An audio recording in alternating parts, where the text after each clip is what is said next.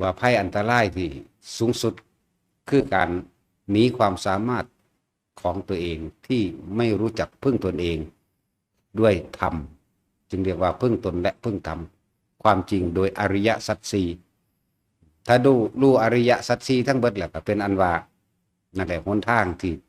พ้นจากภัยอันตรายทั้งปวงเลยโดยไม่ต้องมากลับมาป้องกันอีกนั่นแหละรู้จักทุกเป็นแบบนี้กายทุกโดยกายพอยึดมั่นกายก็เลยเวียนไหลเข้าสู่ทุกทั้งใจแบบนี้เข้าไปยึดมั่นถือมั่นเห็นบ่ล่ะทุกทั้งใจได้บ่เลยหาวิธีป้องกันทั้งกายมึงดูน่ะแท้จริงแล้วมันต้องป้องกันทั้งใจจากบ่ล่ะควบคุมใจได้อย่างว่าบ่มีภัยอันตรายใดๆที่เสมอด้วยภัยอันตรายที่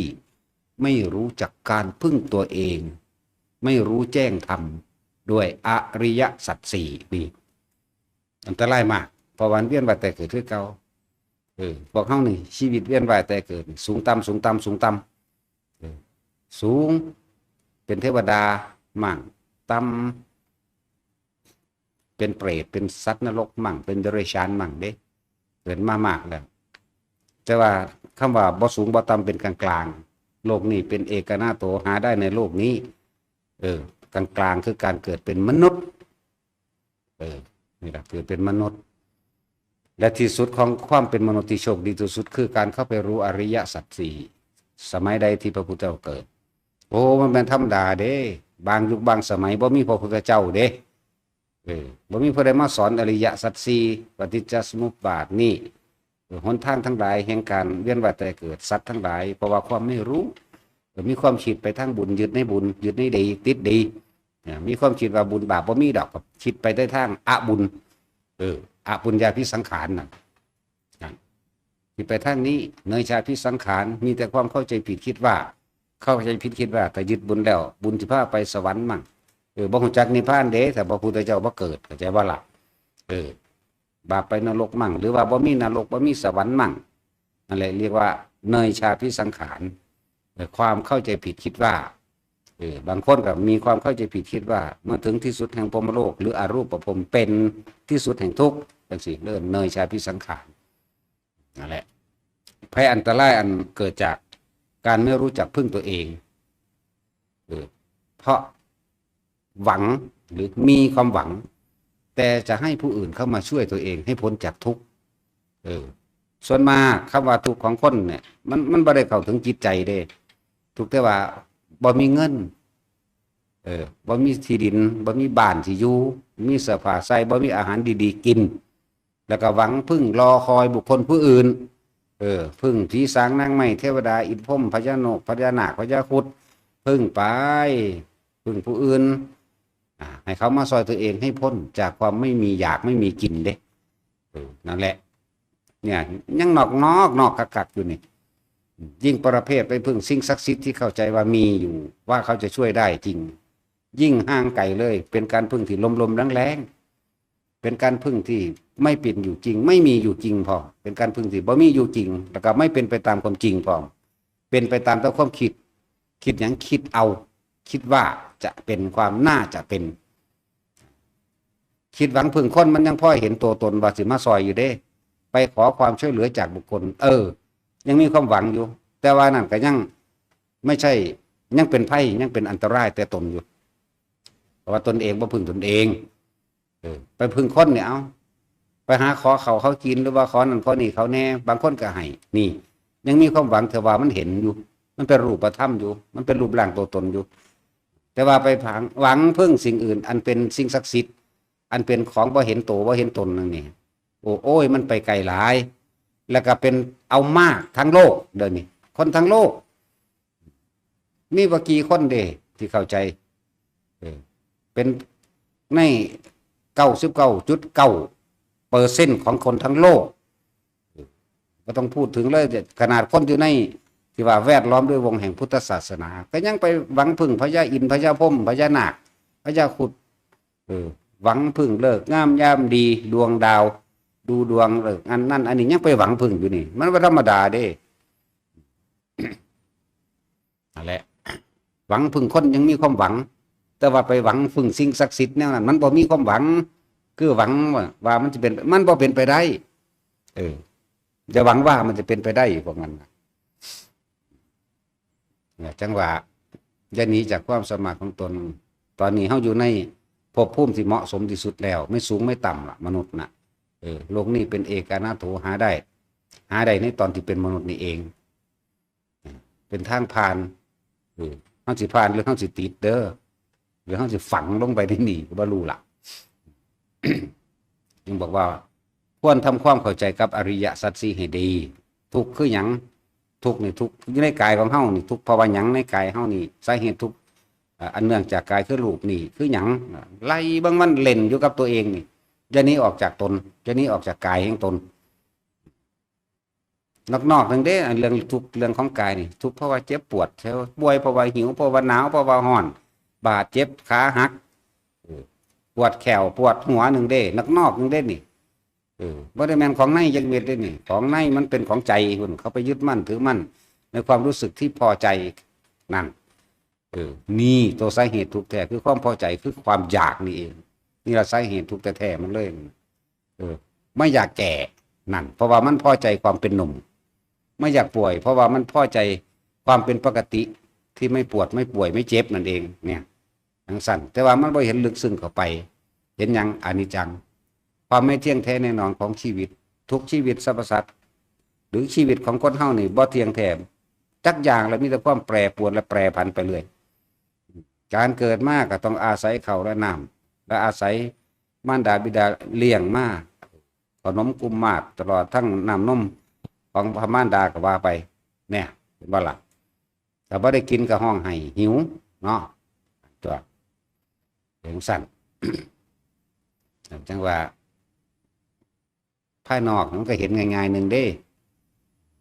เขาเป็นทุกข์เพราะว่าเราไม่ยอมรับความไม่จีรังยั่งยืนเขาบ่ยอมรับความจริงสิ่งทั้งหลายทั้งปวงนี่ล้วนแล้วแต่มีความเกิดเป็นธรรมดาเสื่อมสลายไปเป็นธรรมดาแตกดับตายเป็นธรรมดาเนี่ยถ้าเขายอมรับแล้วโอ้ยมันบ่ขัดบ่คืนดอกมันเป็นปกติเป็นธรรมดาวันนี้เจ็บปวดทุกข์ก็เหลือแต่ทุกข์ขันหมายถึงเจ็บคำว่าทุกข์ขันบ่แม่นทุกข์ใจทุกข์ทั้งร่างกายนี่ไงทุกข์เพราะว่าหิวเข่าจังสิใจมันบ่ทุกข์น้ำดอกแต่ว่ามันหูว่ากายมันต้องการอาหารก็หามันกินหนาวก็หูว่ากายมันต้องการก็บุญเท่านี้หนึ่งเด้มันเลยบ่ดิ้นรนโดยใจของเฮาว่าหนาวแม่มึงแท้ฮ้อนแม่มึงแท้นะหิวแท้นั่นแท้นี่แท้แค่ว่าร้อนก็ไปหาวิธีทำให้เย็นหนาวก็หาวิธีทำให้อุ่นปวดหัวก็หาวิธีทำให้เลิกปวดแขวก็ไปถอนถิ่นเท่านั้นแหละเนี่ยทุกข์เพราะว่าอย่างจริงๆแล้วนั่นนะภัยอันตรายที่น่ากลัวที่สุดคือภัยอันตรายที่ไม่เข้ามาหาการพึ่งตัวเองและการรู้อริยสัจสี่คนที่บรรลุอริยสัจสี่นั่นแหละเป็นภัยอันตรายตลอดกาลเลยหาที่สุดที่ประมาณไม่ได้พอแต่เขารู้อริยสัจสี่ดีแล้วยอมรับแล้วแต่ละยอมรับนี่แต่ว่าเหลือเฉพาะว่ามันสิว่างแบบใดตั้งหากนี่เพิ่นจึงเน้นหนักเข้ามาอีกได้บัดจากภัยทั้งกายหูจักแล้วยอมรับกายแล้วความทุกข์ของเราเบาบางลงแล้วในตัวนี้เหลือแต่อารมณ์การกระทบในปัจจุบันขณะอันได้บัดเพิ่นจึงหาวิธีให้พวกเฮาอยู่คนเฮาทุกข์เพราะว่าหยังสาเหตุแห่งทุกข์ทั้งปวงคือความคิดจากว่าล่ะสาเหตุมันได้หนึ่งแล้วก็ความยึดมั่นถือมั่นอยากให้เป็นไปดังที่ตัวเองพอใจโตทุกข์ละตัวพอใจนี่ตัวทุกข์เลยเด้อถ้ามันบ่ได้ดังใจเด้คิดปรุงแต่งนึกไปหาวิธีสิเฮ็ดให้มันได้ดังใจแบบนั้นแบบนี้อุ้ยสารพัดนั่นแหละเพราะมันไม่ได้ดังใจจึงคิดหาวิธีนั่นแหละ บัดนี้วิธีที่มันสิระงับดับได้เอาง่ายๆก็หยุดคิดนั่นแหละเพิ่นก็เลยมีวิธีให้พวกเฮาเรื่องของกายเฮาเข้าใจง่ายดีแล้วนะบ่เป็นไปตามอำนาจความยินดีความพอใจของเฮาที่อยากให้มันเป็นเด้ความยินดีพอใจในรูปเนี่ยเฮาฮู้แล้วว่ามันเป็นอนิจจังเป็นอนัตตา แต่เฮาบ่เข้าไปยึดมันก็บ่ทุกข์เหลือเฉพาะทุกข์นอกคือทุกข์กายทุกข์ขันธ์นั่นน่ะทุกข์กายนั่นน่ะแค่ว่าร้อนไฟไหม้มีดบาดจังซี่แหมก็ฮู้ว่าเจ็บก็ฮู้ว่าปวดนั่นแหละก็ฮู้ว่าร้อนนั่นแหละสำนั้นมันก็วางลงได้เพราะว่ามันรู้จักแล้วว่าสิ่งสำคัญที่สุดในชีวิตของคนเนี่ยมนุษย์นี่อาหารยารักษาโรคเครื่องนุ่งห่มที่อยู่อาศัยนี่มันก็พอมีอยู่แล้วมันก็วางใจได้ว่าถ้ารักษาโรคปวดหัวก็ไปกินยาปวดแขนก็ไปถอนทิมแต่กินมันพอระงับมันก็ปวดขึ้นคือเก่าละถอนแมงโลดมันก็เศร้าทั้งตัวเนาะปวดไม่อีกก็ถอนอีกถอนแมงมันเบิดปากตัวเรื่องสั้นแล้วสั้นมันเข้าใจแล้วเรื่องนี้เนี่ยอาหารยารักษาโรคเครื่องห่มตลอดทั้งที่อยู่อาศัยนี่เป็นเครื่องอาศัยแห่งกายมันเข้าใจดีมันเข้าใจแล้วเหลือแต่ใจบัดเนี่ยวิธีสกัดนายช่างผู้สร้างเรือนก็คือสัญญาจักบ่ล่ะอารมณ์สัญญาอารมณ์ความรู้สึกเก่าๆที่อยากให้เป็นแบบนั้นแบบนี้ให้เป็นแบบนั้นความคิดของเฮาเด้บัดนี้นั่นแหละจับนายช่างมาปาดคอเลยคือความคิดนั่นแหละเฮ็ดจังได๋บาดนี้ก็อยู่ในร่มนั่นแหละเพิ่นบอกวิธีหลอกวิธีกุศโลบายตัวบอกให้ความคิดแล่นไปเพิ่นหาวิธีให้แล้วหรือเฮาว่าเฮ็ดเป็นผู้มีจิตหนึ่งที่เพ่งอยู่ในอารมณ์อันเป็นหนึ่งบัดก็อาศัยลมหายใจเข้าลมหายใจออกหรืออีกอย่างหนึ่งว่าพยายามรักษาหรือว่าทรงรักษาไว้ทรงไว้ให้มันอยู่ในให้มันเข้าน้อมเข้าไปสู่ความสงบถ้ามันเห็นความสงบเข้ามาแล้วอย่างเช่นว่าคณิกะสมาธิจังสิเป็นความสงบชั่วขณะอันนั้นแหละมันสิค่อยๆดูดดื่มเข้าไปเองดอกด้วยอาศัยการเพ่งอยู่ในฌานเพ่งฌานก็แปลว่าเพ่งแหละเพ่งหยังเพ่งลมหายใจนี่จึงบอกว่าอย่าหนีจากกายเด้อเพราะว่าทุกข์มันเกิดขึ้นจากกายทุกอย่างมันเนื่องจากรูปราคะความยินดีพอใจในรูปนี่อันเกิดจากรูปนั่นเข้าสู่อรูปราคะหมายถึงรสหมายถึงกลิ่นหมายถึงเสียงหมายถึงอารมณ์ความรู้สึกนี่รูปราคะอรูปราคะอย่างสั้น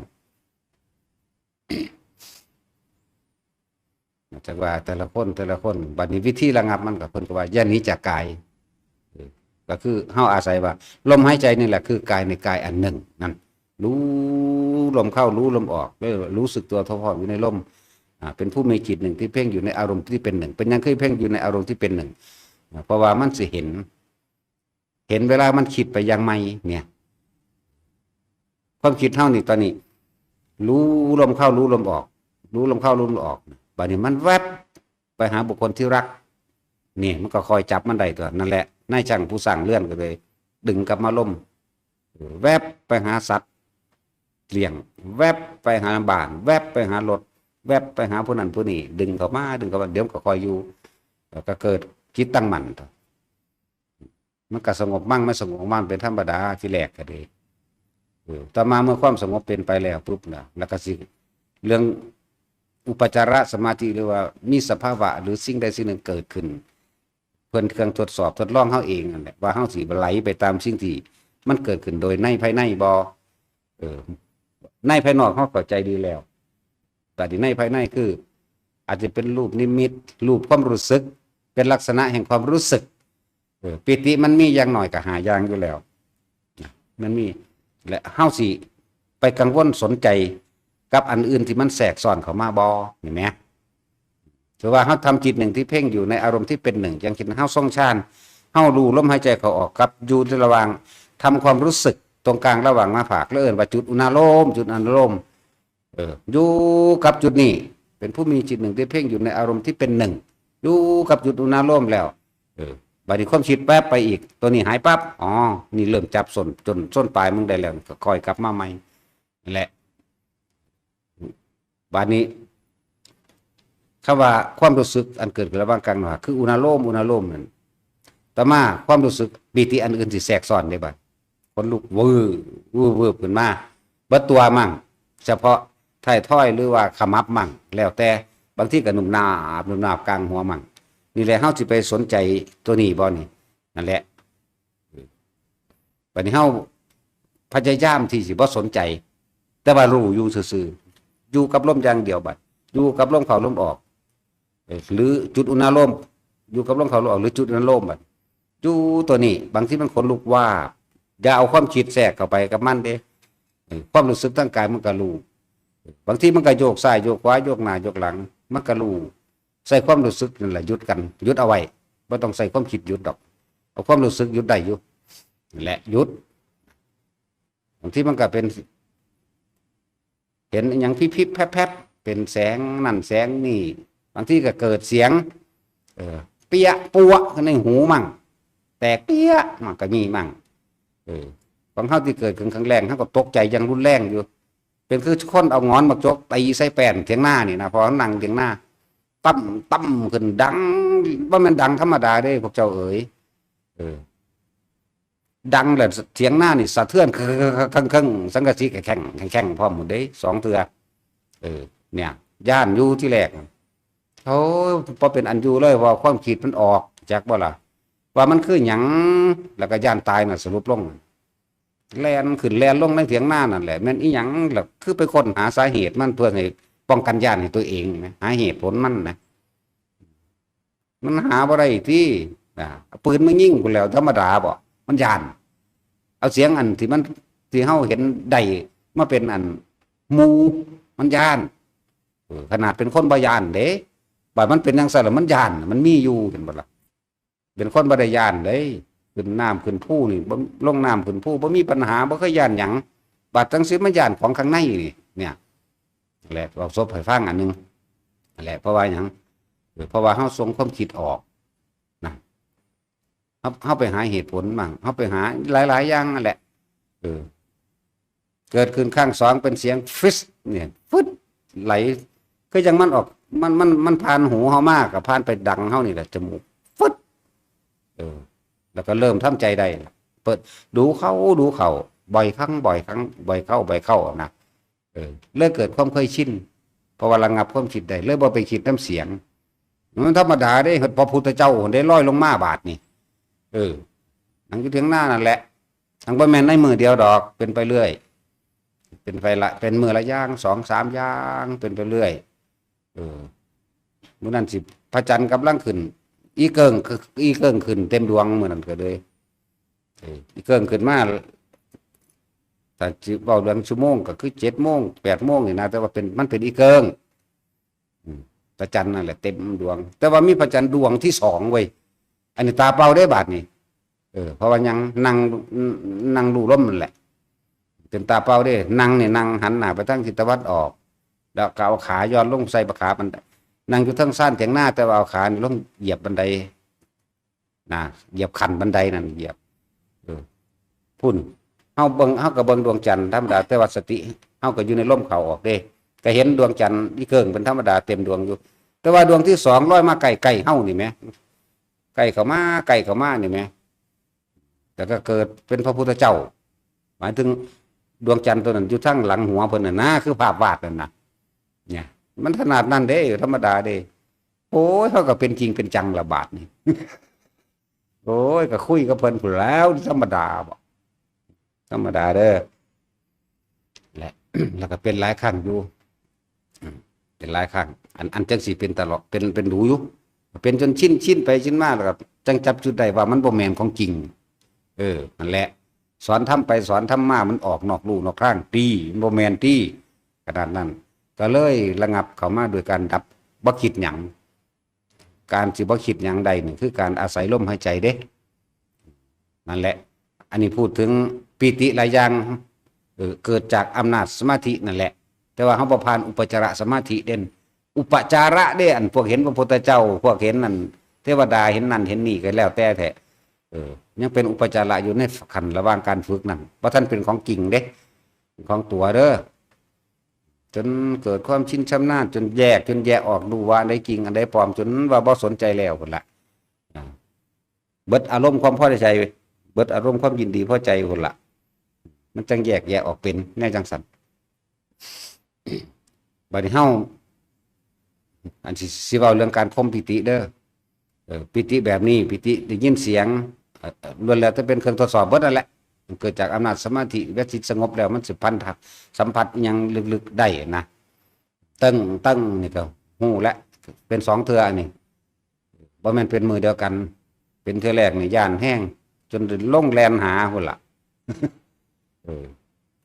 มือต่อมากก็เป็นเสียงฟึดผ่านหูไปหาดังเฮานี่ฟิว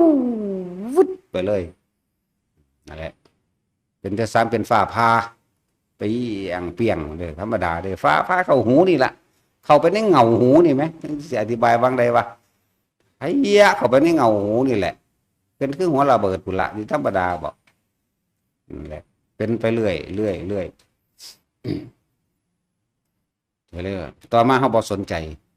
เลยเรียกว่าเป็นผู้ข้ามปิติหรือข่มปิติได้แล้วข่มปิติได้แต่ว่าปิติมีอยู่คำว่าข่มปิติมีอยู่หรือข้ามปิติได้นี่คือไม่สนใจอาการต่างๆที่เกิดขึ้นเลยมีแต่รู้นิ่งอยู่กับมันกายนี่สัมผัสปิติทั้งกายปิติทั้งขนลุกปิติทั้งโยกปิติทั้งสะอึกสะอื่นก็มีนะ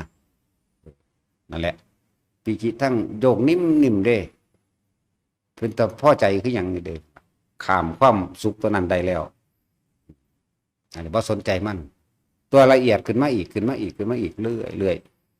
บัดนี้เฮาบ่สนใจใครอยากจะรู้เหตุผลของมันบ่สนใจบ่นำมาคิดนี่แหละค่อยๆเฮ็ดไปแบบนี้ค่อยเฮ็ดไปถ้าผู้ข่มปีติได้หรือว่าข้ามปีติได้แล้วแต่ปีติยังมีอยู่แต่ข้ามคือบ่สนใจนำมาคิดรู้อยู่กับลมอย่างเดียวแต่นำมาคิดปุ๊บนั่นแสดงว่าไม่อยู่ในตัวเองหรอกเข้าใจบ่ล่ะเฮาเน้นลมอย่างเดียวแต่ว่าปัญญาอยู่ตรงไหนอุ้ยปัญญาคือความรอบรู้ไปเบิดนั่นแหละแต่ว่าหังรู้แล้วละบ่ทันเป็นละจริงๆละบ่ได้แม่นละด้วยการคิดเว้ยนั่นแหละการบ่คิดตั้งหากตันสิละอีหลีแล้วถ้าเมื่อเฮาบ่คิดแต่อารมณ์เกิดบ่ได้เด้พอใจหรือไม่พอใจเกิดขึ้นไม่ได้นั่นแหละละคือลืมคือบ่คิดแต่ว่ามันลืมแบบว่ามันนั่นเด้มันเป็นภาษาเทียบเอาซื่อๆเด้นี่นั่นแหละเลื่อนว่าข้ามปิติได้แล้วหรือข่มปิติได้แล้วก็ว่าไปแต่ทุกคนมีความสามารถเสมอกันเด้อและจึงบอกว่าอย่าหนีจากความสามารถของตนภัยอันตรายที่น่ากลัวที่สุดคือภัยที่ไม่รู้จักพึ่งตัวเองภัยที่ไม่รู้จักอริยสัจสี่พวกเจ้าสิหนีภัยอันตรายอย่างอื่นหนีบ่ได้เพราะพวกเจ้าบ่พึ่งตนเองบ่พึ่งอริยสัจสี่บ่พึ่งตัวนี้บ่พึ่งคำสอนพระพุทธเจ้าเราบ่นำคำสอนพระพุทธเจ้าเข้าไปฝึกหัดในตัวเองบ่ซั่นก็สิเที่ยวเวียนว่ายตายเกิดมานี่ขอให้เทวดาซอยขอให้พระเจ้าซอยขอให้พระพรหมซอยขอให้วันเดือนปีเกิดซอยให้เลิกงามยามดีจังสิได้ตามปรารถนาจังซี่โอ้ยบ่มีทางนะ ก็ต้องมาถือเกิดมาพบพ่อภัยทั้งหลายเหล่านี้คือเก่านั่นแหละแต่นะถ้าบอกภัยอันตรายทั้งหลายเหล่านี้อันเกิดจากทุกข์พิขันตรภัยอันจะเกิดความอดอยากแห้งแล้งนี่มันจะบ่ทันได้มีน่ากลัวเท่ากับภัยที่ไม่รู้จักอริยสัจสี่ภัยอันเกิดจากโรคันตรกัปเป็นสิภัยอันเกิดจากโรคภัยไข้เจ็บรุนแรงสิแต่ยังบ่ทันอันตรายเท่ากับภัยที่ไม่รู้อริยสัจใจบ่ล่ะภัยอันจะเกิดอสุนิบาตภัยอันเกิดอุทกภัยภัยอันเกิดจากธรณีภัยภัยดินถล่มจังซี่ภูเขาไฟระเบิดมื้อนี้ภัยอันเกิดจากลมใหญ่ลมหมุนนะวาตะภัยยังบ่อันตรายเท่ากับภัยที่ไม่รู้จักอริยสัจเด้จากบ่ล่ะแต่คนที่รู้จักอริยสัจแบบนี้เริ่มก้าวเข้าสู่หนทางตรงไปไสตรงไปจากแห่งความพ้นออกจากความไม่กลับมาเกิดอีกหนีจากภัยอันตรายใดล่ะบัดจังหน่อยก็7ศาสตร์นะไม่เกิน7ถ้าคนรู้จักว่าพึ่งตนพึ่งธรรมแล้วมันก็พึ่งคำสอนพระพุทธเจ้าพึ่งความจริงพุทธเจ้ากับพระธรรมก็เป็นอันเดียวกันอยู่แล้วเพิ่นนำความรู้ทั้งหลายเหล่านั้นออกมาให้เฮาเดินตามเอาไปมาคำว่าพระสงฆ์แล้วเป็นตัวเฮาเองนี่แหละบ่เป็นผู้อื่นใดสงฆ์น่ะตัวเองเด้แล้วพุทธธรรมสงฆ์ว่าเลยเป็นหนึ่งเดียวกันเดินตามทางอริยสัจของเพิ่นนี่ก็เข้าสู่การรู้ท่านความคิดเจ้าของนี่แหละว่ารู้ท่านหยังล่ะจึงบอกว่าภัยอันตรายที่น่ากลัวที่สุดคือภัยที่ไม่รู้จักพึ่งตัวเอง ภัยอันตรายที่น่ากลัวเพราะไม่รู้จักพึ่งตัวเองแล้วไปพึ่งคนอื่นการที่สิหนีจากภัยอันตรายใดคือการพึ่งตัวเองตลอดทั้งพึ่งธรรมคือความจริงโดยอริยสัจสี่นั่นเองมันก็มีอยู่ในนี่แหละอริยสัจสี่ตัวเดียวก็คุ้มเบิดแหละครับมันร่วมความละเอียดละอออยู่ในหันเบิดแล้วทุกเป็นแบบไหนสาเหตุทุกเป็นแบบไหนหนทางดับทุกเป็นแบบไหนแล้วก็ทุกดับไปเป็นแบบไหนต้องไปพึ่งตนเองเด้อจะไปพึ่งผู้อื่นว่าเฮาหูจักจุดมันแล้วเฮาสิหนีออกจากจุดมันเฮ็ดหยังลมหายใจหม่องเดียวนึงไหมการรู้หลายๆการรู้มากๆจังสิทั้งหลายเหล่านั้น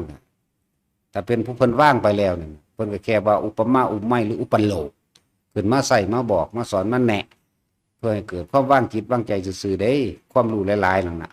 ที่จริงมันต้องเบิดรู้บ่เข้าไปยึดในสิ่งที่รู้ได้บ่ยึดบ่ติด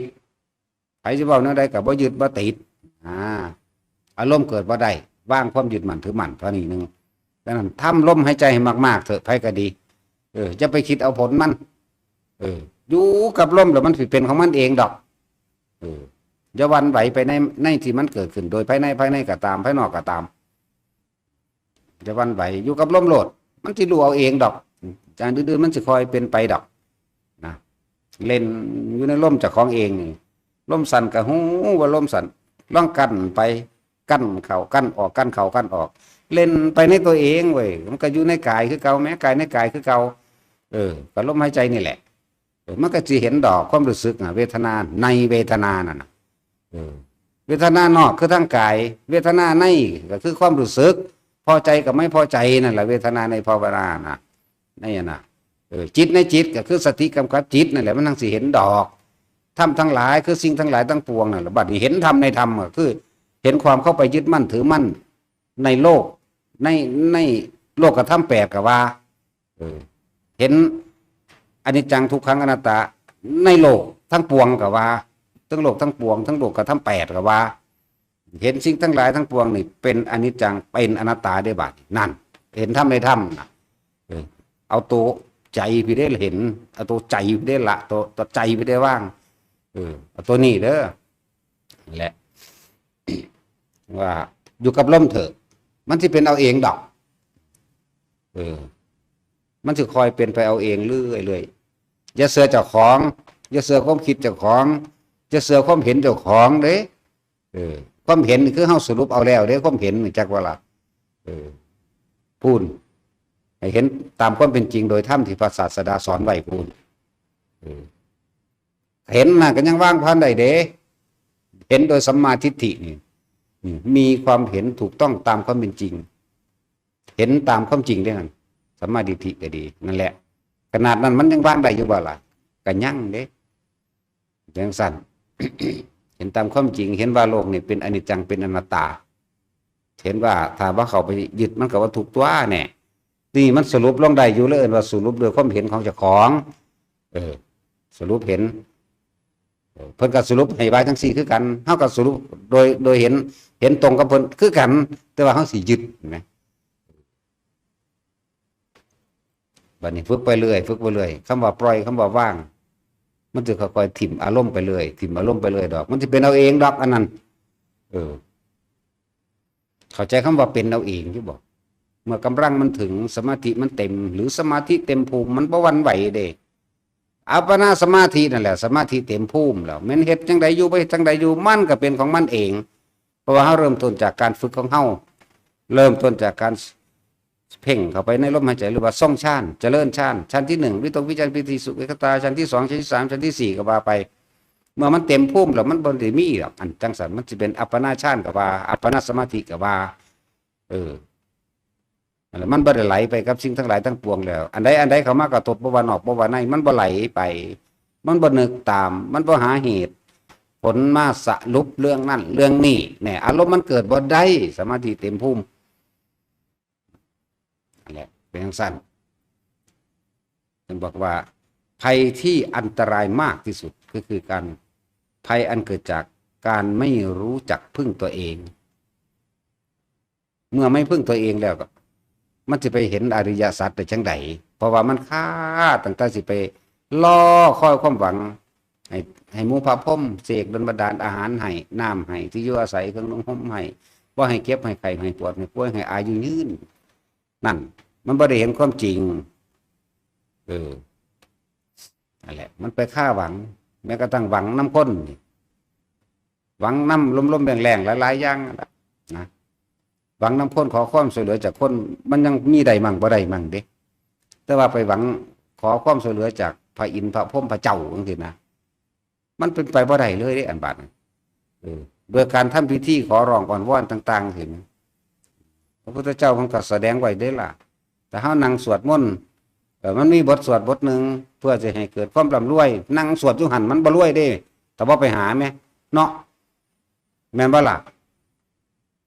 หรือว่าสวดเพื่อให้แม่น้ำดินฝากนั่นกับดินฝากนี่ติดของนั่งอยู่ระหว่างกลางน้ำมันตูดเข้ามาหากันมันบ่ตูดมาเด้เนี่ยเพิ่นก็เขียนไว้อยู่ได้หลายยังก็ดีแต่พอลอยได้ก็ลอยไปตัวแต่มันตื่นมันยังขามเอาเรามีเลือกับขี้เลื่อนแหละเป็นกว่าอยู่ไหมทั้งสั่น ว่าแต่ละคนวันนี้เฮานี่โชคดีเด้อโชคดีที่ได้ยินฟังธรรมของพระพุทธเจ้าอย่างน้อยๆเฮาก็หูจักทางสิเดินทางตรงได้แล้วโชคดีมากๆแต่ว่าผู้ที่อาจจะถือว่าโชคบ่ดีคำว่าโชคนี่บ่แม่นผู้อื่นเฮ็ดให้เด้คำว่าโชคชะตาเนี่ยเกิดจากผู้อื่นบ่แม่นเด้โชคชะตาเกิดจากกรรมของเฮาเองที่เฮาเอาเองเฮ็ดเอาเองเด้แล้วภาษามันเข้าใจง่ายซื่อๆเด้เฮาบ่เสือเรียกโชคลาภแต่ลาภเฮาเสืออยู่เพราะว่าถ้าเฮาสั่งเอามันก็มาอยู่เนาะยายสินเจ้าสิเอาลาภงัวหรือลาภเป็ดโชคลาภก้อยนะโชคเล็กจังซี่นะรู้จักบ่ตัดสินเจ้าไปกินบ่หมูรู้จักบ่หมูเลือดน่ะแซ่บจังสั่นตัวแต่ซอยก็บ่เอาได้ซ้ำใดซ้ำหนึ่งปักมนโอ้ยภาษาปนซีนฟาดเป็นไงซ้ำฝี5 นิ้วตอนนี้บ่มีแขวแล้วเลียเอาหลุดเอาเลยบ่ได้กินแล้วละตอนนี้แต่ว่าทุกคนให้สังวรสำรวมระวังในตัวเองโลดอยู่กับลมหายใจมากๆนอกนั้นมันเป็นเองดอกจะไปบังคับให้มันเป็นถ้าบังคับมันบ่เป็นจากเป็นบ่เป็นจากเห็นบ่เห็นจากรู้บ่รู้ได้พวกนี้เด้จากนี่บ่มีทางจึงบอกว่าทุกคนสร้างเหตุอย่างเดียวเหตุคือลมหายใจเข้าออกแล้วก็อย่าหนีจากหลักใหญ่คือลมนั่นหลักใหญ่ก็เลยฐานที่ตั้งแห่งการกระทำอันใหญ่เปรียบด้วยว่านกมูลฐานนกขี้ไถนกกิเฟื่องแล้วนกขี้ไถก็ดีพระพุทธเจ้าประเทศเอามาเทียบเวลาเกี่ยวมามันสิฟ้าวแล่นลบกับขี้ไถโลดจังซั่นพวกเขาก็คือกันเวลาเกิดภัยอันตรายใดๆขึ้นก็ช่างจงกลับเข้ามาสู่ลมหายใจตัวเองนั่นแหละภัยทั้งหลายทั้งปวงไม่อาจสามารถทำอันตรายเราได้ใช่ป่ะล่ะแม้นมารทั้งหลายเทวดาอินพรหมตลอดทั้งหมู่มารทั้งหลายไม่อาจสามารถทำอันตรายได้แม้กระทั่งกรรมเก่าว่าน่ะนี่ธรรมดาไปกรรมเก่าบ่ให้ผลได้เด้สิ่งที่ตัวเองเฮ็ดไว้แท้ๆเด้นี่นะที่เหนือทั้งปวงแรงได้เสมอด้วยแรงกรรมเป็นไม่มีแต่ว่าที่จะหนีแรงแห่งกรรมเก่าได้อานาปานสติลมหายใจเท่านั้นกรรมเก่าให้ผลบ่ได้ถ้าเฮาอยู่ในหันเข้าใจบ่ล่ะสิภาษายังว่าม่านนั่งนอกนึงเด้บ่ว่าสิกินกิเลสม่านขันธม่านเทพบุตรม่านนี่อภิสังขารม่านนั่นแหละมันอาจสามารถให้ผลได้เพราะว่าเฮาอยู่ในลมมันบ่คิดมันจะให้ผลได้หม่องใดก็มันบ่คิดแม้แต่กระทั่งกรรมเก่าทั้งสั้นแหละทั้งสั้นนะว่าให้พวกเฮาน่ะพึ่งตนเองเด้ออย่าหนีจากความสามารถของตนทุกคนมีความสามารถเสมอกันเบิดบ่ว่าหญิงบ่ว่าชายบ่ต้องไปน้อยใจที่เคยทำผิดมาดอกการแก้กรรมที่ดีที่สุดนะแก้ได้ด้วยตัวเองนั่นแหละก็คืออย่าคิดถึงเรื่องเก่าๆเท่านั้นนึงเด้ล่ะเฮ็ดจังได๋มันสิห้ามคิดได้เนาะก็ล้มนั่นเด้ซั่นเข้าใจบ่ล่ะก็ล้มนั่นเด้ห้ามก็เลยลมหายใจบ่แม่นลมตาจุ้ยเด้ ล่มมันนั่นยังเหลวอีหยังอยู่ขี้กระเดือนป่วยยายล่มนั่นคือขี้กระเดือนป่วยนี่แหละซึมเซอะอยู่เมื่อใดก็เลยโอ้ยเนาะไปหาหมอมาแล้วป่วยก็เก่าอีกจักสิไปหาสแตกอีหยังเฮ็ดเวียกซักทั้งเฮ็ดไปน้ำทั้งป่วยไปน้ำจังบ่เสียประโยชน์เออเฮ็ดเวียกแล้วบ่ป่วยเด้ถ้าไปหาหมอแล้วป่วยโลดโอ้ยสิไปใส่เดือนโรคเรื้อนกับมันก็บ่แม่นเลยน่ะใส่เดือนป่วยสั่นจังว่า ที่นี่พวกเฮาซ้ำเฮามีชีวิตอยู่แล้วก็เป็นสิ่งที่ประเสริฐแล้วที่เฮาได้ยินได้ฟังธรรมได้พบพ่อพระศาสนาจักว่าพระแปลว่าผู้ปล่อยว่างศาสนาคือทางเดินของผู้ปล่อยว่างพุทธศาสนาเดินทางตามผู้รู้บัดนั่นแหละมันประเสริฐคักเราเด้นี่เฮายังมีโอกาสเห็นบ่บางคนที่ตายไปแล้วอาจจะตกนรกเปรตและสัตว์เดรัจฉานเทวดาก็บ่ได้สู่เฮาเด้อันเรื่องความสุขเรื่องประเสริฐสูงสุดนี่เทวดาเวลาเขาสิตายเขาอวยพรให้กันเด้คือเฮาอวยพรให้ว่าไปสู่สวรรค์สันฟ้าเด้ออีพ่ออีแม่ลูกป้าอาเอาลูกหลานเหลนหล่อนแม่นบ่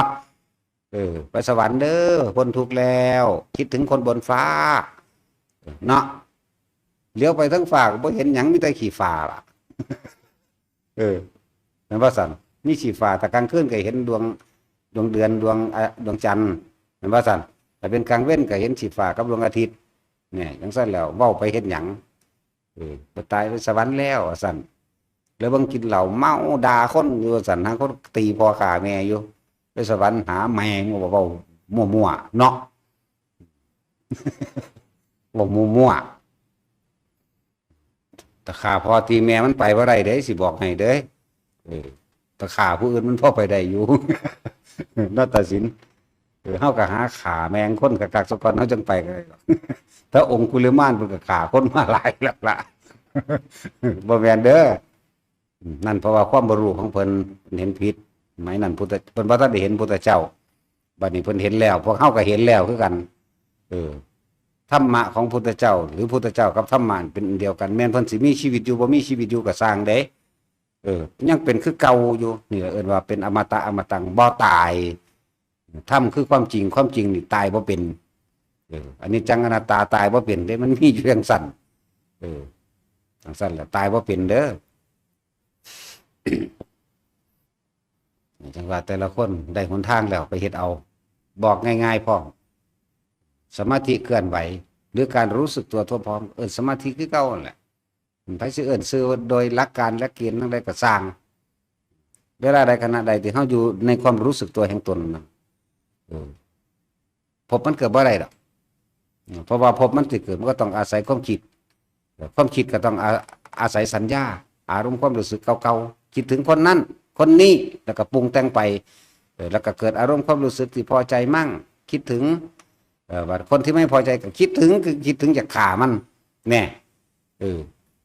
วิญญาณมันเกิดไปรับรู้ความรู้สึกที่บ่พอใจและพอใจนั่นแหละพบเป็นดังกรุณาได้รองรับอารมณ์เอาไว้แล้วบ่รองรับไปได้มองตายตายปั๊บเจ้าก็ไปตามอารมณ์เจ้านั่นแหละพอใจไปไสล่ะแต่พอใจน้ำให้น้ำหน้าก็เป็นสัตว์เดรัจฉานอย่างสั้นแต่พอใจสิ่งใดสิ่งหนึ่งอันเกิดว่ากูได้ท่องเงินหลายๆกูนี่เป็นเปรตโรคอันนั้นนะอย่างสั้น ถ้าโกรธเด้นรกล้วนๆเลยไม่ต้องอธิบายมากอันนี้อย่างสั้นพวกเฮาเมื่อมีชีวิตและมีความเป็นอยู่อันประเสริฐการได้รู้อริยสัจพร้อมได้หูจักวิธีทางเพื่อให้พ้นจากทุกข์ให้พ้นจากอนิจจังให้พ้นจากอนัตตาพร้อมเนี่ยก็คือลมหายใจนี่หู้แล้วบุคคลที่ตายไปแล้วเบิดโอกาส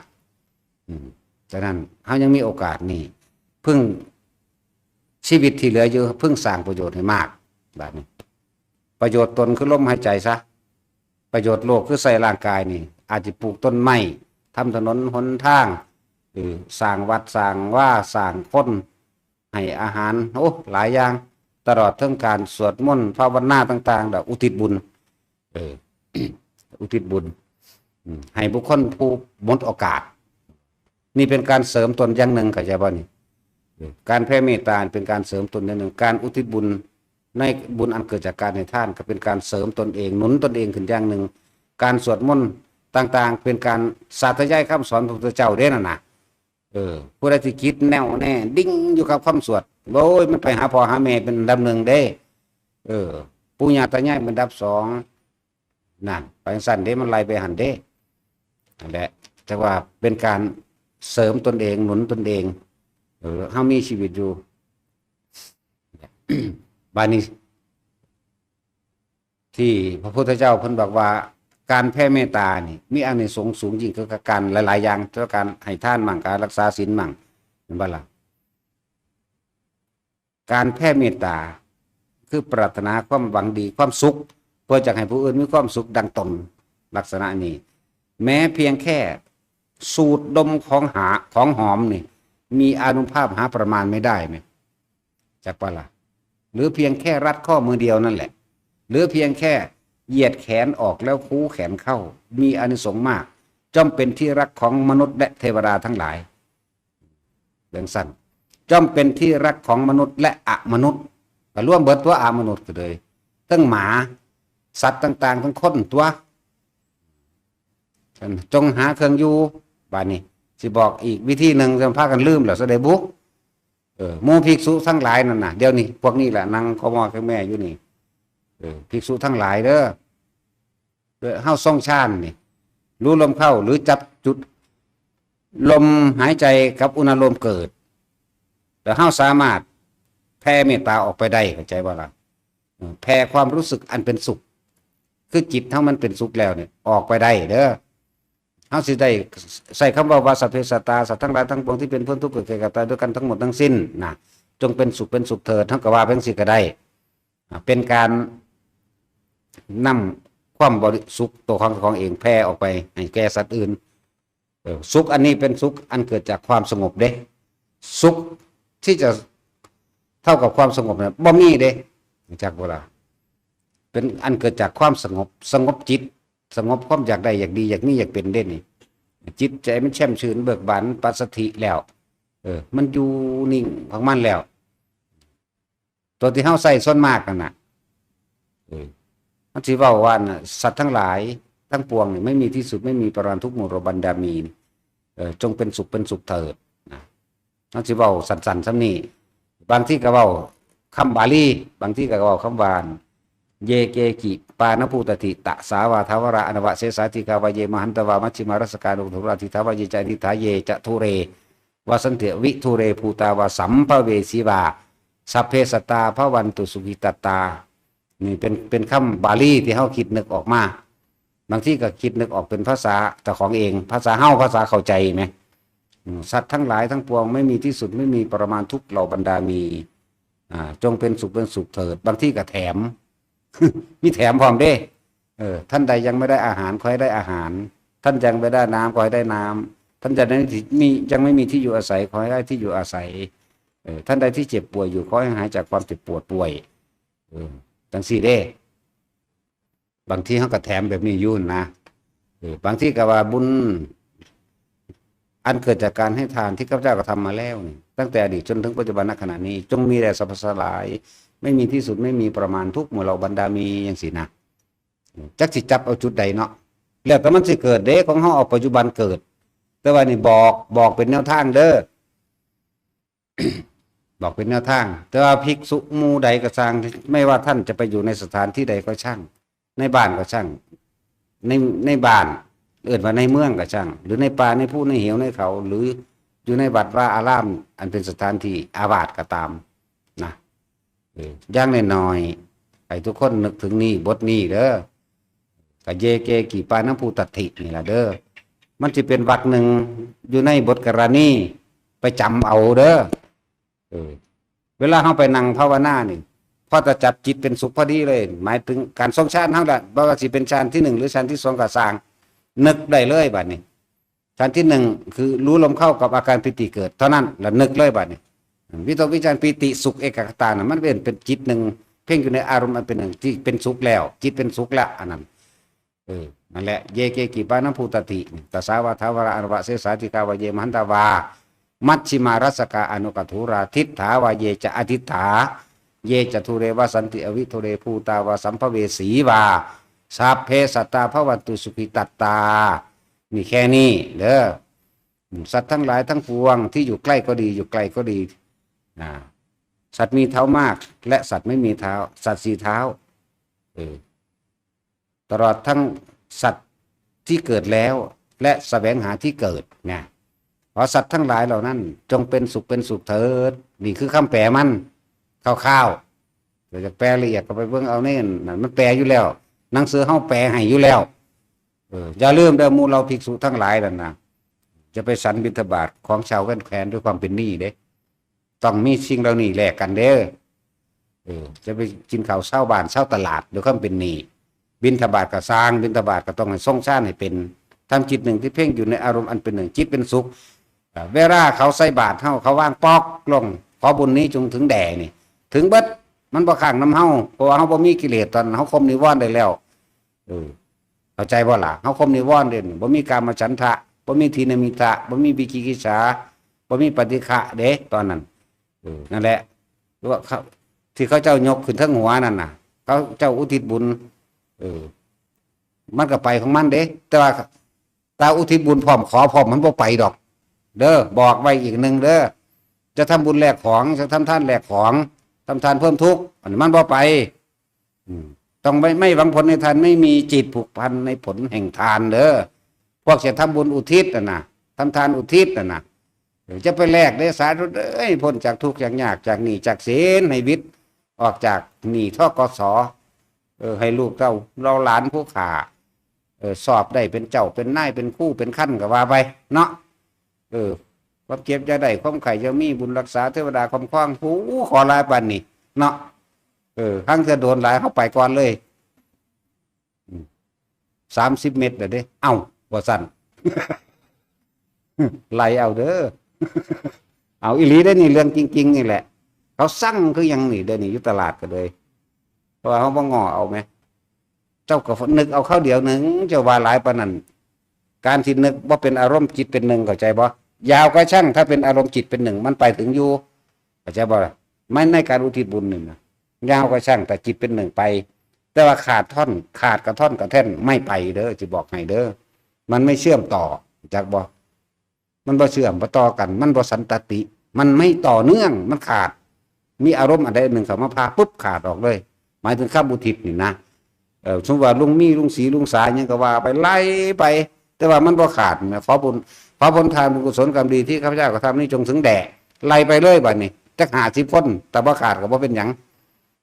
แต่ถ้าขาดโอ้ยลืมให้อีนั่งหน่อยขาดแล้วเข้าใจว่าล่ะนั่นแหละฟังปานนี่บอกอธิบายไปบ่เข้าใจก็ตายซะไปตายซะไปเกิดใหม่เนาะนั่นแหละเฮ็ดสั้นๆไหม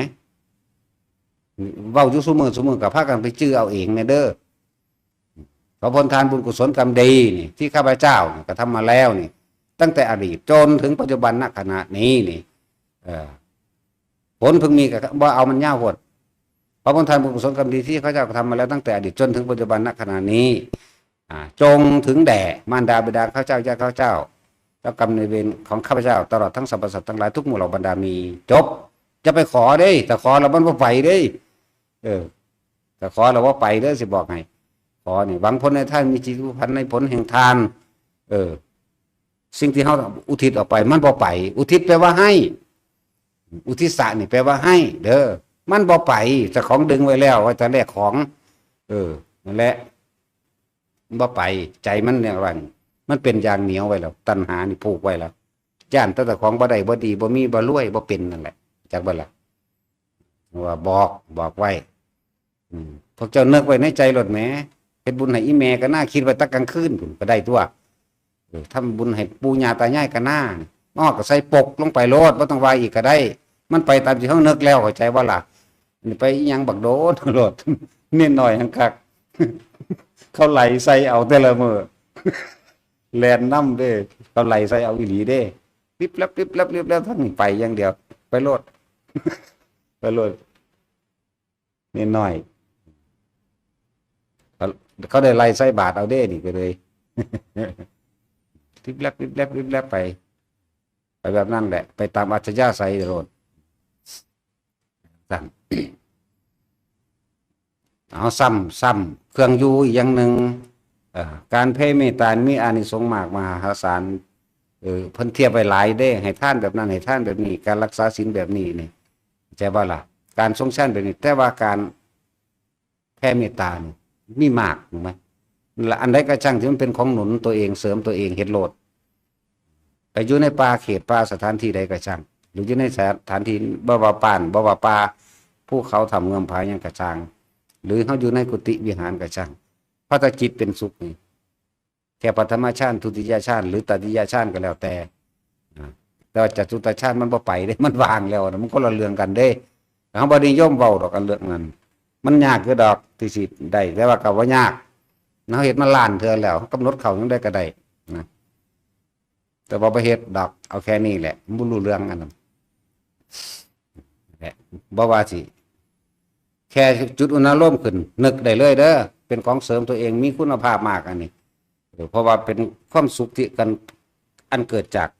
จิตเฮาสงบจากว่ามันแผ่ออกไปเองของมันดอกนึกไปเถอะนะแต่ผู้ใดสิใส่คำบาลีก็เอาบทนั่นแหละสัตว์มีเท้ามากสัตว์ไม่มีเท้าสัตว์4 เท้าสัตว์2 เท้าสัตว์ที่เกิดแล้วก็ดีสัตว์ที่ยังไม่มีที่เกิดหรือแสวงหาที่เกิดก็ดีนะนั่นแหละขอท่านทั้งหลายเหล่านี้จงเป็นสุขเถิดไปเบิ่งคำแปลเอาอยู่ในหันละเยเกกิปานะพุทธติตสาวะทวราอนวาเสสาธิกาวเยบันตวัตถิวารัสกาอนุปทุราติทาวเยอธิตาเยตตุเรวัตันติวุตุเรนภูตาวาสัมภเวสีวาสเพสตาปวันโตสุวิตตานั่นแหละไปเบิ่งในคำแปลเอาเด้ออยู่บทกรณีเราก็ไปขีดทองจำเอาหรือสิว่าทั้งบทก็ได้นะสมัยตะกี้พุทธเจ้าให้เพิ่นว่าเพิ่นให้เว้า3 เวลาเด้3 เวลาหมู่ภิกษุทั้งหลาย30 รูปนั่นน่ะพากันไปอยู่ในป่าใหม่ๆนั่นน่ะลุกะเทวดาภูมิเทวดาเขามีความเคารพในพระพุทธธรรมสงฆ์อยู่แล้วเขาลงมาจากพวกใหม่พวกอยู่ใกล้ที่อยู่พื้นดินเขาก็หนีออกให้คิดว่าครึ่งสิอยู่2-3 มื้อก็หนีดอกมั้งอยู่ไปอยู่เรื่อยบ่หนีจักเทื่อก็เลยทำการหลอกหลอนเพราะว่าอยู่ก็บ่มีประโยชน์ให้เขาจักบ่ล่ะนั่นเทวดากระสร้างเด้อเห็นบ่คนเฮาสิคิดถึงกันเพราะว่าผลประโยชน์เด้อจักบ่ล่ะสั้นเกิดเนรมิตกายออกมาเป็นสะพึ่งกลัวที่ผีตาโบเปื่อยเน่าและเหม็น2-3 อาทิตย์จอยเข้าที่มันกินบ่ได้นอนบ่หลับไม่ย่านผีเข้าใจบ่ล่ะพูดปีศาจทั้งหลายเหล่านั้นน่ะแต่ว่ามันบ่เป็นผีแท้มันเป็นผีแบบเฮาเข้าใจเด้ว่ามันตัวร้ายดอกผู้พายุนี่ที่มันไล่บ่มีประโยชน์ให้เขาบ่มีการแผ่เมตตาบ่มีการอุทิศบุญจักบ่ล่ะหนีออกมากลางพรรษาพระพุทธเจ้าก็ให้ไปเรียนเอานี่แหละบทการณีนั่นแหละถ้าสิท่องทั้งบทก็ท่องเด้อบอกเร็วๆออกก็ได้ตัวจิตมันเป็นหนึ่งบ่แห้งแหมการณีจะมาตะกุสเลนะจันตังสันตังปะตังอภิจเมจะสักโกจุจะสุจะสุวะจะสายมุตุนันติมานิสันตุสักโกนี่บอกจังซี่ก็ได้เข้าใจว่าล่ะแต่ว่าเว้าบ่ได้มีเสียงนี่เร็วกว่านี้อีกพรึดเดียวโลดเข้าใจว่าล่ะฝึกเอาตัวเนาะเว้าบ่มีเสียงนี่เร็วกว่านี้อีกเด้จักบ่คือเฮาสวดมนต์นี่บักหลายๆ100 บทนี่ข้าวเดียวชั่วโมงเดียวก็ได้เด้จักบ่มันเร็วกว่านี้อีกฝึกเอาตัวฝึกไฟฝึกมันสิเว้าเต็มบทก็เว้าสิท่องเอาเต็มบทก็ท่องนึกอยู่ในใจเฮานั่นแหละว่าละจิตเป็นสุขแล้วนี่ทรงฌานได้แล้วนี่อาการปิติเกิดขึ้นได้แล้วก็นึกในใจเลยมันไปของมันเองดอกมื้อนึงเพิ่นให้เฮ็ด3 เวลาเช้า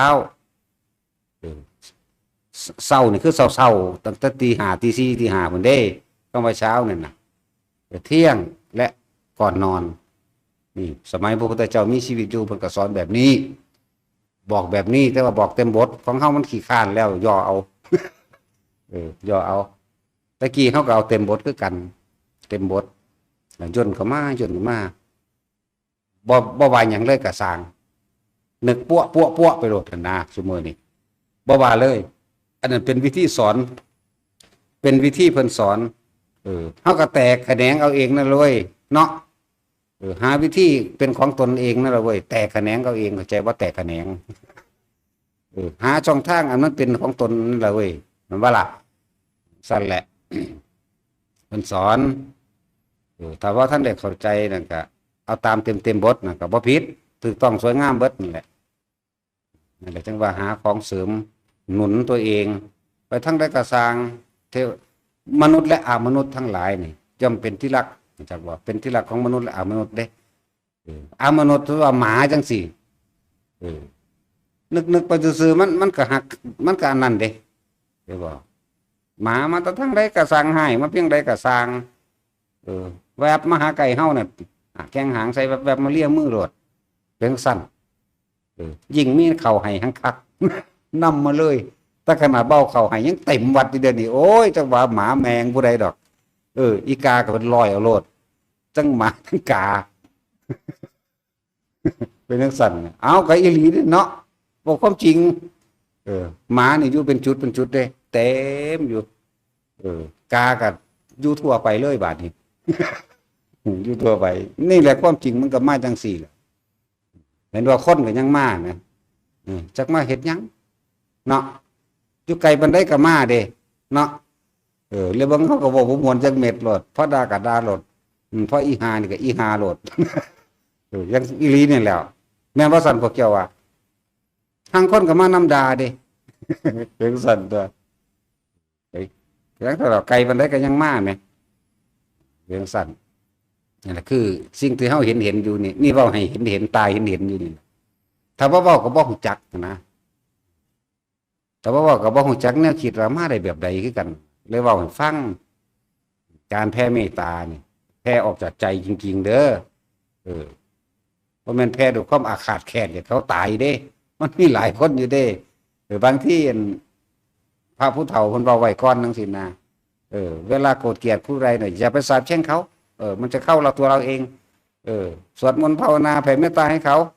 ถ้าเขาไม่อภัยเดี๋ยวเขาจะพังไปเองไปเฮ็ดน้ำจังซั่นก็มีเด้มีความคิดว่าสิแผ่เมตตาให้เขาตายก็มีเด้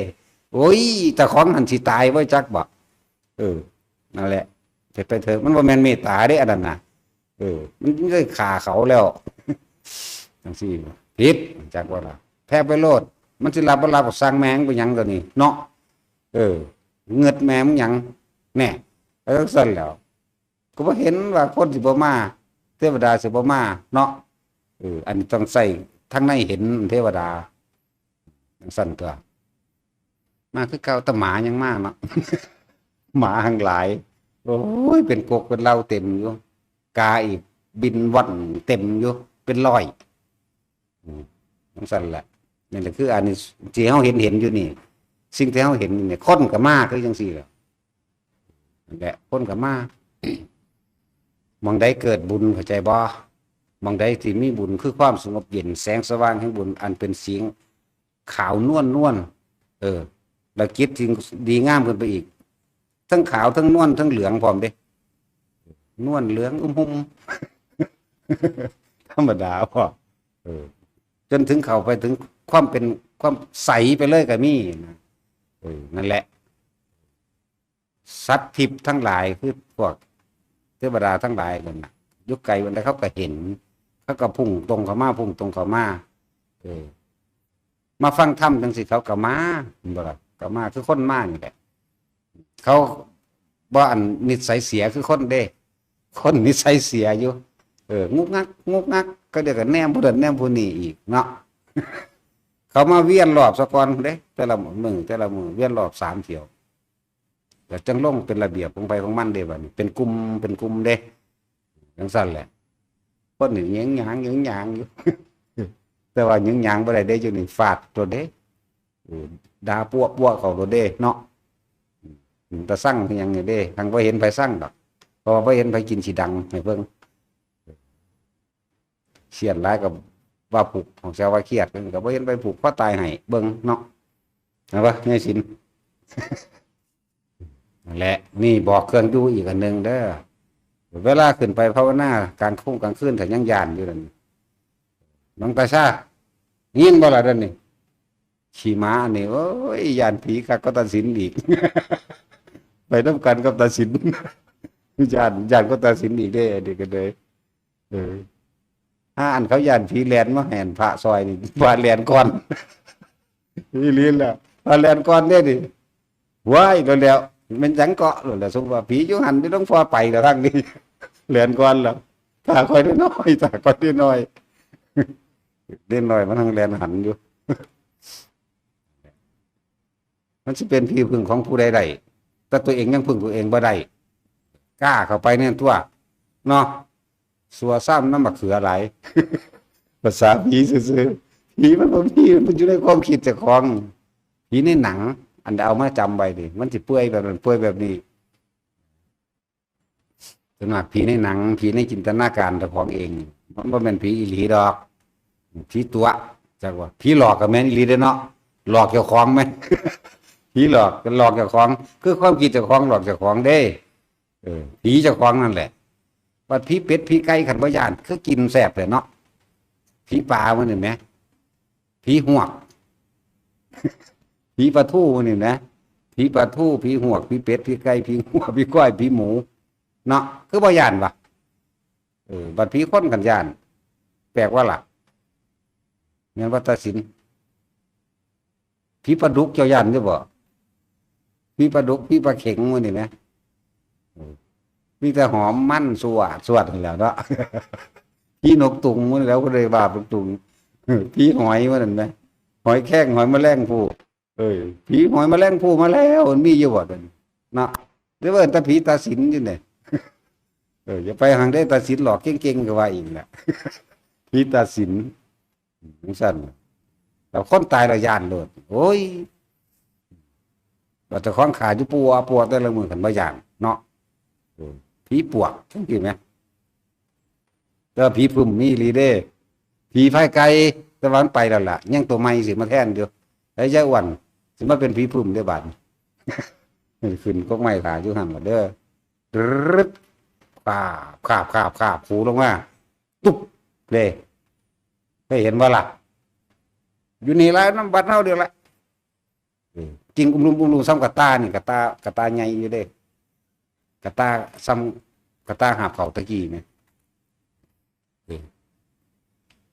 เสียงคือจังอันปวกมันเห็ดปวกหรือว่าเก็ดไม้นะขาบตกราบเขาว่าปลาลงมาก็เดียวกระดังกึกลึกตุ๊บเด้ถ้ามีน้ำก็โตน้ำแบบตาเมื่อเด้ถ้ามีน้ำเขาเดียวก็กิ้งอุ้มลุมมาเขาก็หยอกแล้วเขาก็ตีนเตะเล่นเอาอย่างนั้นเดียวหยอกคือหยอกหมานี่แม่พายไก่มันคือไก่จะกินคือมันที่พายแมงยังดอกกันนั้น มันนุ่มดอกตีนหยอกกันอยู่หยอกไปหยอกมาเลยเห็นแปลมามันนี้แล้วยังตัวใหม่สิมาแทนอยู่ผีพึ่มบัดนี้ ผีใหญ่อ้วนมันตะยานไปแต่เดี๋ยวนี้แหละ ผีใหญ่อ้วนจักใหญ่อ้วนวะเราสิอึมซึมดังผู้ดังใหญ่ๆหรอกสัตว์เนี่ยตัวแทนผีพ่ายไกลไปแล้วยังผีพุ่มได้บาทนี่สัตว์คือไว้เด้อไปทั้งใดก็สร้างต้องแผ่เมตตา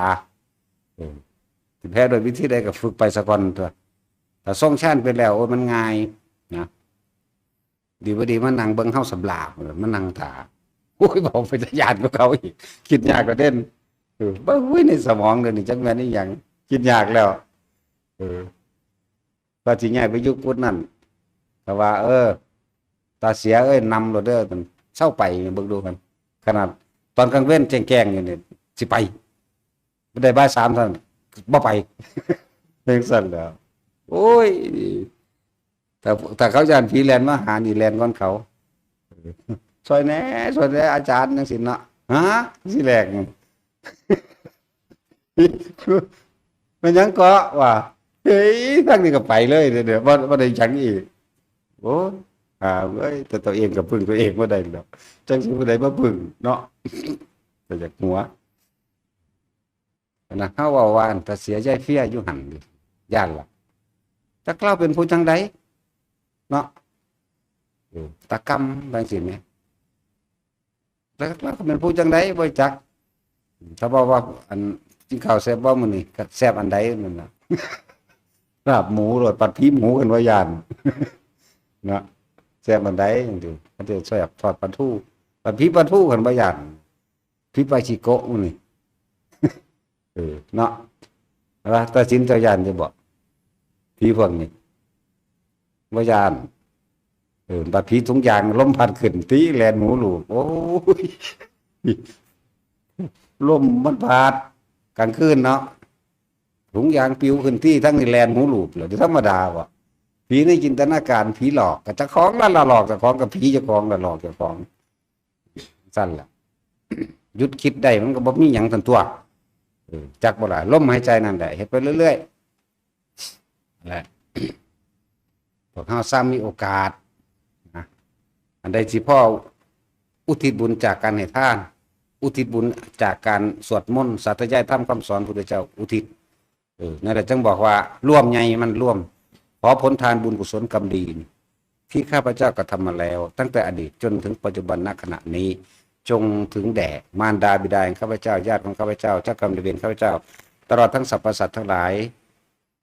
ทุกไม่มีที่สุดไม่มีประมาณทุกหมู่เหล่าบรรดามีเดินวันร่วมเด้อแค่จังสี่เสมอวันนี้อันเป็นเครื่องอยู่มังทรงชาญเป็นเครื่องอยู่มังทรงชาญชั้น1ชั้น2ชั้น3มังก็อยู่จังสันอยู่สันทั้งมันได้ไงนึก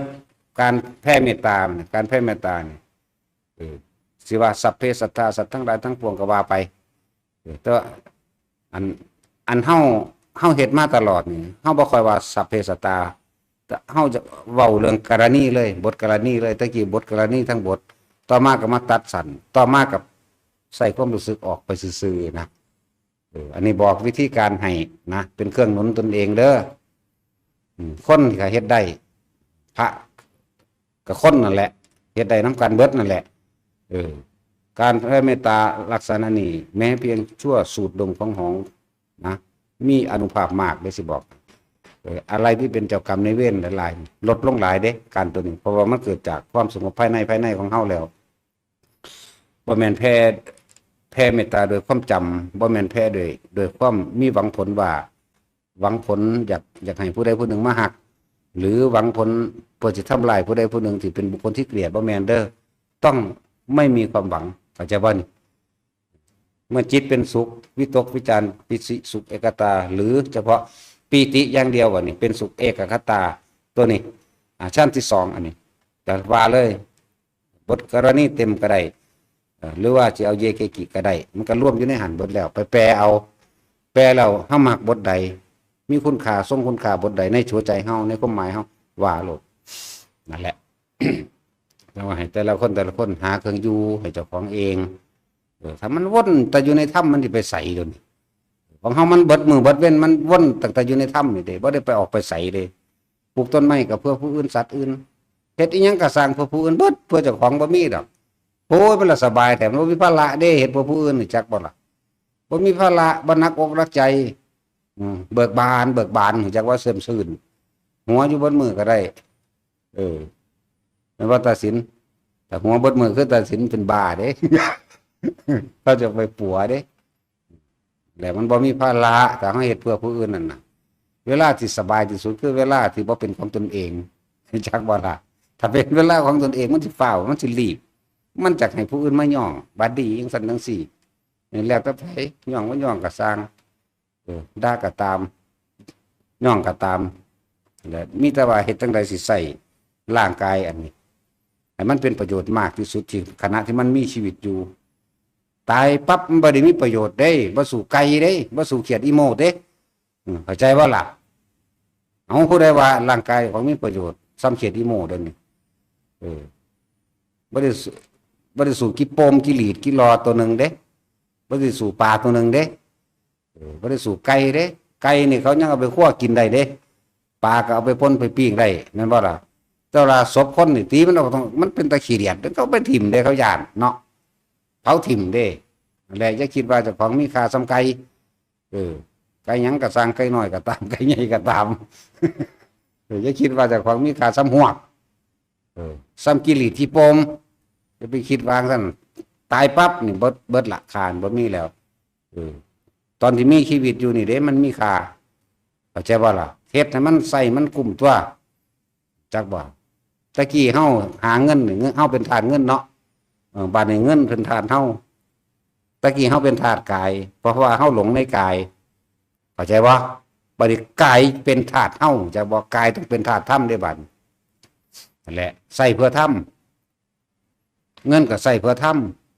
ใส่เพื่อความจริงก็ว่าไปใส่เพื่อประโยชน์สุขของบุคคลผู้อื่นบ่ว่ามนุษย์และอมนุษย์แต่เงินจึงเป็นธาตุเฮากายนี่ก็ต้องเป็นธาตุเฮาคือกันบ่แม่นเฮาเป็นธาตุมันตะกี้เฮาเป็นธาตุมันเด้เอาเข้าใจอยู่บ่ว่ามันเป็นจังใดเป็นธาตุมันอยากรออยากสวยอยากงามหาเงินมาซื้อลิปสติกสติ๊กว่าท่าปากท่าแก้มท่านั่นท่านี่เจ้าของขึ้นเห็นบ่ล่ะเป็นธาตุมันเด่นนั่นน่ะธาตุบางไรธาตุแต่คนมันมักของอีบูดบางรุ่นนั่นน่ะ3 กระสอบ3 กระสอบอีก2 เข่งเบิดน่ะธรรมดาวะเมื่อใดบ่ทันได้เอาปูนท่าหนาได้เนี่ยบ่ออกบ้านเด้ธรรมดาเป็นเขอไปหนังแทน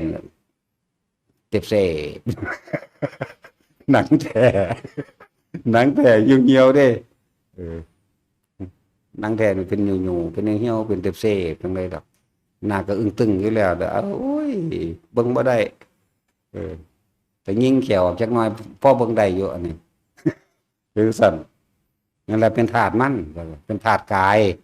หาแนวบำรุงบ่เลอเสื้อผ้าก็หาแนวนุ่มๆนิ่มๆเด้เห็นบ่ล่ะหาแนวนิ่มๆหาแนวใส่หูโอ้สารพัดนั่นเราเอิ้นว่าเป็นธาตุกาย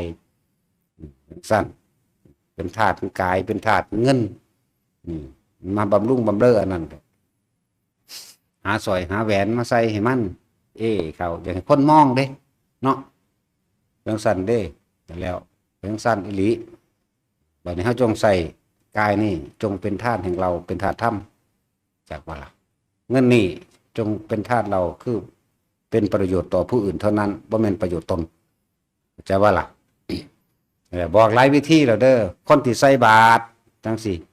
อุทิศเร็วๆแน่เจ้าพระโดนหลายบ่ได้ใส่เด้แล่นไล่เอาเด้ใส่บาตรถ้าสิอุทิศบุญนั่นน่ะนะอุทิศเลยขอผลทานบุญกุศลกรรมดีจงถึงแด่ไล่ไปนำจดเอานั่นแหละเว้ยเนาะแล้วก็เครื่องอยู่ของหมู่เราภิกษุทั้งหลายผู้ทรงศีลทรงฌานนะก็เอาตัวนี้แหละนึกได้เมื่อใดก็แผ่ออกเลยแผ่ออกไปทิศออกไปให้ออกไปเนี่ยจิตมันเป็นสุขได้ละแผ่ออกเลยนะนั่นแหละทั้งสั้นจะเป็นหนี้จะไปฉันบิณฑบาตของชาวบ้านด้วยความเป็นหนี้แต่เฮาทรงฌานบิณฑบาตไปมันบ่เป็นหนี้ดอกคือเขาอุทิศไปเนี่ยมันไปตามใจเขาส่วนสิได้รับบ่ได้รับอีกเรื่องนึงนะเป็นเรื่องเวรกรรมของผู้นั้นได้รับนะการสวดมนต์ทุกครั้งเฮาก็อุทิศอยู่แล้วนะเสียงกระแสนี่เขาว่าสวดมนต์เครื่องกำกับใจของเฮาหมายถึงว่าเฮาสัตย์ใจคำสอนพุทธเจ้าเด่นถ้าจะพูดว่าแสดงธรรมของพุทธเจ้าแต่มันเป็นภาษาบาลีซื่อนี่ภาคภาษาไทยภาคภาษาเฮาว่าล่ะอันนี้ภาคภาษาไทยอันนี้เกิดความเข้าใจหลายอย่างแล้วที่บอกมาหน่อยเก็บเอาจากอย่างนี่เด้อผู้ดึงได้ก่อนนึงแล้วเวลาทรงชาติจังซี่เนาะอารมณ์เป็นแบบนี้เนาะแผ่เมตตาเพียงแค่สูดดมของหอมมันก็มีอานิสงส์มากแล้วใจบ่ล่ะเหยียดแขนออกคูแขนเข้ามั่งจนเทียบใส่อานิสงส์หาประมาณบ่ได้จักบ่ล่ะแล้วก็การสาธยายทำคำสอนพุทธเจ้าวัดใดก็ช่างหรือบุคคลใดก็ช่างนะที่มีการสาธยายธรรมของพุทธเจ้าอยู่ตลอดมนุษย์และอมนุษย์ทั้งหลายส่วนมากมนุษย์บ่ค่อยอยากอยู่ใกล้ดอกแต่ว่าเป็นประเภทเดียวกันแต่ว่าอมนุษย์ทั้งหลายอยากอยู่ใกล้สัตว์เดรัจฉานก็อยากอยู่ใกล้เด้จากเทวดาอินพรหมหรือพวกผีพวกสัมภเวสีพวกหลายๆอย่างอะไรอยากอยู่ใกล้เฮาเพราะมันได้เกิดความชุ่มเย็นเขาได้โมทนาเขายินดีในขณะที่เขาคล้อยตามเสียงเทศนาคำสอนพุทธเจ้าเขาเกิดจิตเป็นสุขได้นั่นแหละนั่นสั่นเลยเฮ็ดเถอะยังก็เลยบ่เฮ้ยสมัยแต่คนเฮ็ดทั้งนั้นสมาทาน